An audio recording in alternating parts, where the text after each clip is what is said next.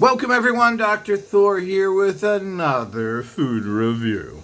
This time we're going to talk about another beer. Tyskie, I guess that's how you pronounce it. This is a Polish beer. Now, Poland is a country that is booming and has been for the last few years. Not only do they have an educated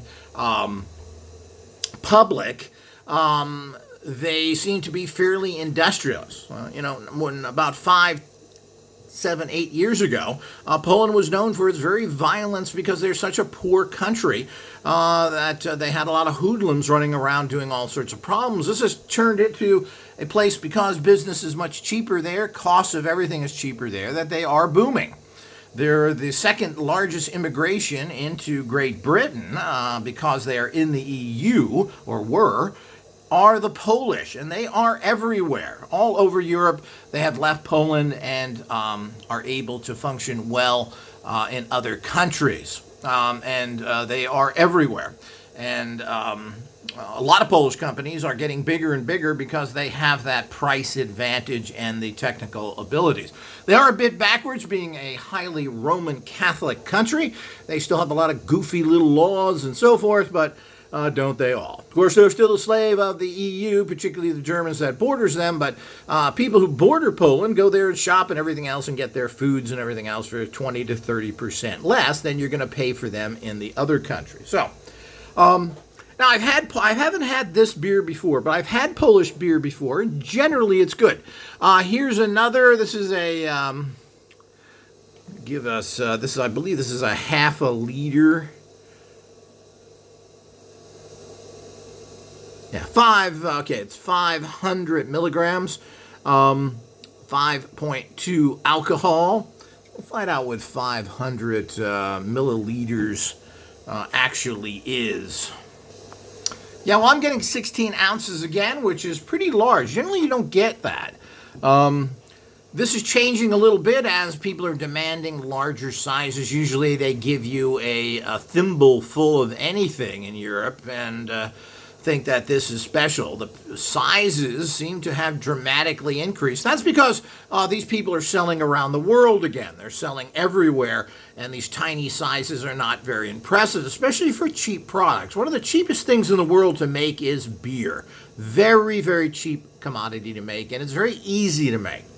Of course, making it right is another thing. But let's check out this Polish beer here and see what it looks like.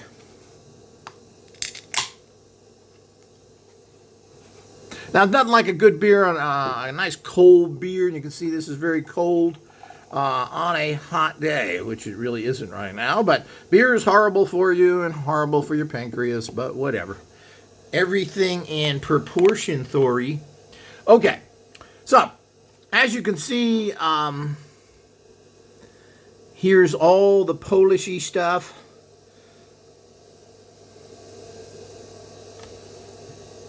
And this, of course, is made in Poland. Being in the EU, you can make something and directly bring it in. Which is, in the bigger picture, that's, of course, what America should be doing. There should be the North American Trade Group where people freely bring goods in. Now, they've tried this, but apparently nobody can do it properly. Or, as usual, America has given away its buying thing to people like the Canadians that rape us and the poor Mexicans who are exploited. So let's test this little puppy.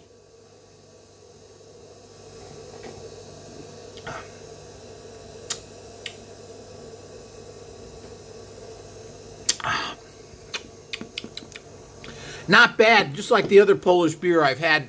It's pretty good. It's rich. It has a good flavor and only slightly bitter. It's not very bitter, unlike the German beers, which are so bitter they're, it's just imbecilic brewing. Beer can be made to be really flavorful and taste well. And the Germans talk about their purity laws, which is just a con to say we make crap. Yeah, it's pure crap. It tastes like garbage. So the whole idea is that here, yet again, is somebody else that's making a pretty good beer. And this is very inexpensive as well. Take another little shot of that.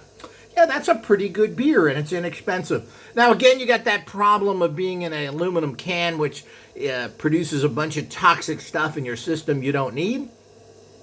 Most of these importers from the different areas are now using metal cans because it does seal oxygen out, which is what decays beer. But you're getting that problem, and there's a certain aluminum taste you get from these cans as well. Of course, the worst thing is to put anything in plastic. It just ruins it. The whole flavor is gone, particularly beer, which is a live product. It's like drinking liquid bread. And you know the different tastes of breads and everything else. So there's a wide variety of breads and so forth, just like there is beers. So this is a pretty good beer, and for the money, it's an excellent beer. It's got a good, rich flavor, and it is not bitter. Bitter shows bad brewing. And remember that beer comes from northern Italy, as pretzels do. And remember, sausage comes from the French, and Wiener Schnitzel comes from a French chef who was in Austria. So just remember, nothing is coming from there. So the whole idea is we've got this very interesting product, and I don't know if this is available in American stores, but you've got to remember all of these retailers that are in Europe, these food stores, are all over America now. And remember, Trader Joe's is a German store owned by the Germans, and they have lots of different beers from all over the world, and particularly a lot of European beers. Not that you'll find any American stuff anywhere. So, something to look for. You can probably find it in many stores because, in Southern California where I used to live, I mean, you could go around the store, corner to a liquor store, and they'd have 60 to 100 beers in there from all over the world. And I just found that interesting, trying these different things. How do you know what's good until you try everything? So good is good, and if it's cheap, it's even better. So here's a cheap beer for a good price, and I recommend it.